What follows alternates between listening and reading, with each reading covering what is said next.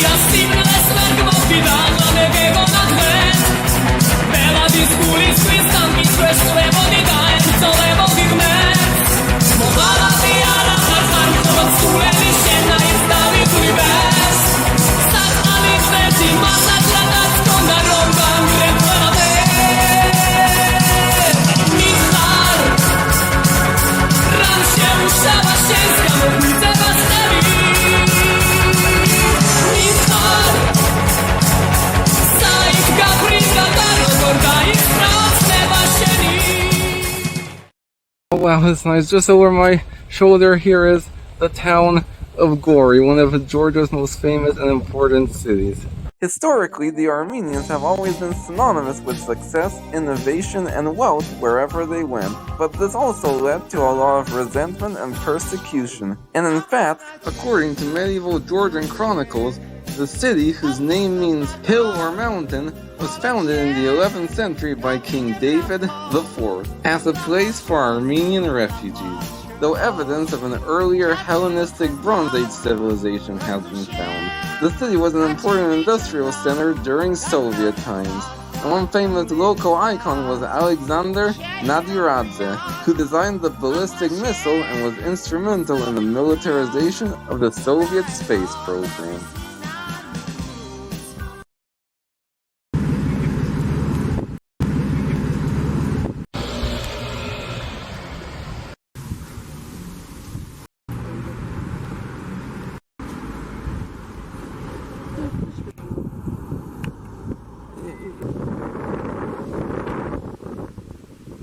Behind me is the Jvari Cathedral, and it actually was one of the few Catholic churches found in the country, but today it's once again an Orthodox church. The cathedral was initially founded in the 17th century and redesigned to its current look in the 1800s.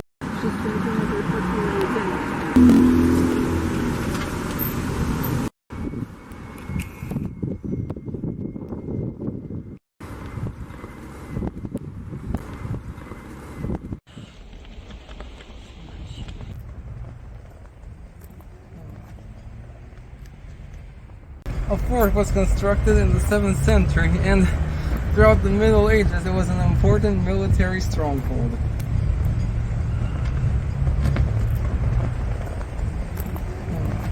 Following the collapse of the Georgian kingdom, the city became the target of many military invasions. During the Russo-Georgian War of 2008, the city was attacked and occupied by Russian forces and South Ossetian separatists. It's a sort of a random fact that I found interesting. Gori is one of the few Georgian words that's also found in Slavic, and a couple others are chef and the kotlet.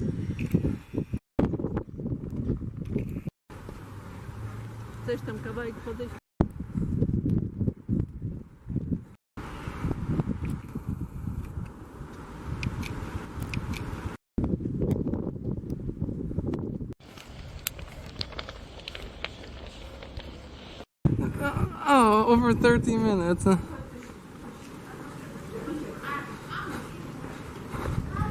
think it's maybe my second favorite Georgian city after Tbilisi. I have no clue where the rest of our group went. First time where every single person decided to skip the restaurant. And given my experience with the food in the restaurants here, I'm honestly not surprised. I might see if I can at least find a market or a shawarma shop. Yeah, this architecture right here actually reminds me a lot of my dad's village in Poland. Yeah, I actually heard that Georgia is famous for its organic watermelons, which have a reputation for being larger and sweeter than in other parts of the world. On the city's main plaza, which was once a thriving commercial district, you will find several landmarks associated with the most well-known Georgian in history. It was in this house where in the winter solstice of 1879, a Georgian woman by the name of Ekaterini gave birth to Joseph Stalin, who would later come to be known as Joseph Stalin. Stalin was her third child and the only one to survive past infancy. The family lived on the first floor, and on the ground floor his father worked as a shoemaker. Young Stalin would spend the first 4 years of his life in this house, until him and his mother moved out to flee his father's abuse and alcoholism. After the family fell on hard times. Before he became the notorious Marxist dictator, he worked as a meteorologist and even trained to become a priest at a seminary, where he was a star choir boy. And you can learn more about that lesser-known personal side of Stalin at the Stalin Museum. What is the reason everybody can't? For me, it's the case that it's his birthplace, and from childhood we have his personal icons, personal gifts. So how this traumatized he got to be this great leader, that's the main interest to us. There is just one person who is obsessed with him, and sometimes Georgians joke about him. So around 1 or 2% of Georgians are nostalgic about his time period. But no one even said yeah. The first section basically talks about his early life, family. He had a son, Yakov, with his first wife, who died shortly after giving birth to him. And Yakov died of suicide in a Nazi concentration camp. He remarried and had another son, Vasily, who was really active in the military and politics, who after his father died was actually imprisoned for criticizing Soviet leadership. He actually ended up dying from alcoholism at just the age of 40. He also had a daughter, Svetlana, who actually defected to the US and only died in 2011. His second wife actually committed suicide, but everyone including her family were told that she died of appendicitis. And the next exhibit has some propaganda pieces and talks about how he rose to power in the Bolshevik movement. And during the revolution, the Bolsheviks would set up these secret underground printing presses to print communist propaganda. They were often hidden beneath regular houses. Stalin also had these pores on his skin from contracting smallpox as a child, and this is one of the only photos of him in which you can see it. Probably the most fun exhibit in the whole museum is this one, which displays gifts he received from other world leaders. By far the most intriguing being is inscribed rice grain from India. My favorite is this Łódź, or boat, from the Polish city of Łódź, and the Americans gifting him a bust of their own president. Talk about a great troll. His cabinet replica was sent from here. One closer to him is to make the internal calls, and the white one for the international calls. Stalin was also a smoker, and also an avid chess player, but it wasn't just a hobby for him, but also a propaganda tool. In fact, he once infamously staged beating a Russian chess grandmaster. The official reports say that Stalin died of a cerebral hemorrhage in 1953, although there are conspiracies that he was actually poisoned, even possibly by a Georgian. Regardless, his legacy is still a complicated topic. While the majority at least claims not to support him, at the same time, you see Stalin souvenirs. I asked one guy if he gave Georgians any special treatment, but he said not at all. He just sent Georgians to the front lines of the war. And then another guy said that Stalin did do a lot of good things for Georgia, and he actually seemed a bit nostalgic for the Soviet days. The guy said that Georgia was the richest republic in the Soviet Union, mainly due to trade, and also he said Georgians have a different attitude, in that if they don't like someone, they won't separate. He said they didn't have the kind of problem that other parts of the Soviet Union had. And he said the government gave everyone free housing, and no matter what job or position you held, everyone made the same. There was no rich or poor, everyone was equal, and today 95% of Georgians have their own home thanks to the Soviet Union. But at the same time, he said Georgians really cherish their freedom, so the dictatorial aspect of it was bad, but he said they did a lot of good things too, so who do you believe? chewable. Behind us is original armored train carriage which took him to the famous conferences in Yalta and Tehran. This is some important carriage. So it's built by design as a casual normal train, but actually the window was bulletproof.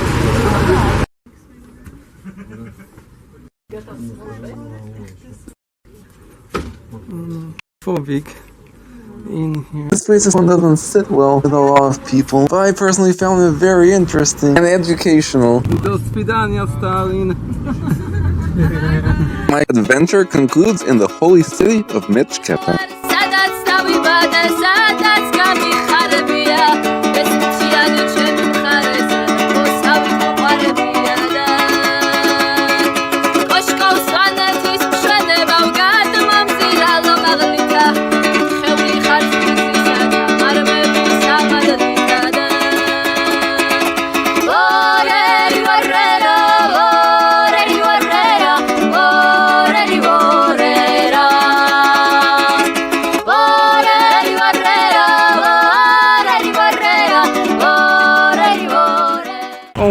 Oh wow, beautiful, right? Below me here you can see the town of Mtskheta. Founded in the 5th century BC at the confluence of the Jvari and Aragvi rivers, Mtskheta is the oldest city in Georgia and one of the oldest continuously inhabited cities on Earth. And from the 3rd century BC to the 5th century AD, it served as the first capital of Georgia, which back then was known as the Kingdom of Iberia Kartli, is the burial site of Georgia's first Christian rulers. Synonymous with secrets and legends, it's no wonder the Georgian Orthodox Church dubbed it a holy city and chose it as their headquarters. In addition, its strategic location forged strong alliances and relationships with powerful empires like Rome, Greece, and Persia, which would ultimately give rise to the Georgian identity. No other church touches this one because this is the most unique and most asymmetrical one that you might find all around this town, and one of the largest ones. These animal figures you'll see actually represent evangelizers. Now, Svetitskhoveli, directly translated, means life giving pillar. Is still life. Sometimes it's also an animal. So these two men are lifting something. 3 pillars on top of their heads. These represent 6 normal pillars according to the story, and for us the life-giving pillar Svetitskhoveli is the window itself, which is the most decorated on the center of the story. The east is the place where the sun is coming from, light connected to God. So we have a reason for that. Even when we light up the candles, only find it in a specific village in western part of Georgia. So the left side is a lion, and on top of it an eagle. Another common feature on Caucasian churches is wine and grapevine motifs. I've noticed some people kiss the stones at the door when entering churches. The smallest thing that humans can do is to stand during the liturgies for 1 or 2 hours. For that reason, we merely stand. The Holy Trinity, the Father and the Son and the Holy Spirit. And these Georgians believe that after Christ resurrected, he remained both human form and a godly form. Some cultures, some branches in the Christianity believe he only remained the godly form. And this fresco here is quite fascinating. It actually illustrates Judgment Day, but depicts all types of people, not just Christians. And this was done to convey the message that everyone will face Judgment Day, no matter what their beliefs are. Activity when we have such frescoes in the churches. Corresponded church is a living pillar, one of the holiest sites in Georgia. It was on this side where in the 4th century St. Nino decided to build the first church in Georgia. Though the current church we see dates from the 11th century. Why was the church built here? Local legend says it was here during the 1st century after having witnessed the crucifixion of Christ firsthand. A local Jew named Elias brought back the robe was actually worn by Christ. His sister allegedly died of emotional shock after holding it, and was buried with it as it could not be removed from her hands. A large cedar tree grew from her grave, and its wood was used to build the original pillars. The seventh, or living pillar, which holds the robe of Christ, miraculously rose on its own and levitated and secreted a sacred liquid that had healing properties. A copy of the Church of the Holy Sepulchre was also built inside to mark the cathedral as the second holiest place in the world after Jerusalem. Another holy relic that was brought back here is allegedly a section of the cross that was used in the crucifixion. Today is the second largest church in Georgia, and it is also one of the country's most important pilgrimage sites. It also contains the house of the patriarch and has been the site of many royal coronations and burials. One noteworthy king who was laid to rest here is Gori. After sackings by multiple invaders, a large defense wall was constructed around the church in 1787.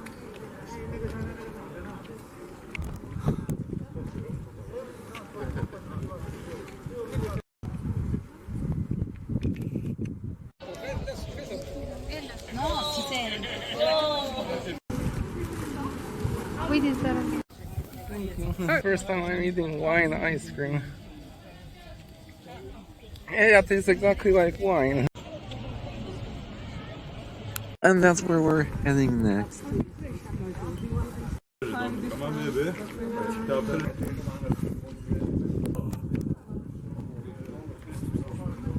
We have a hitchhiker.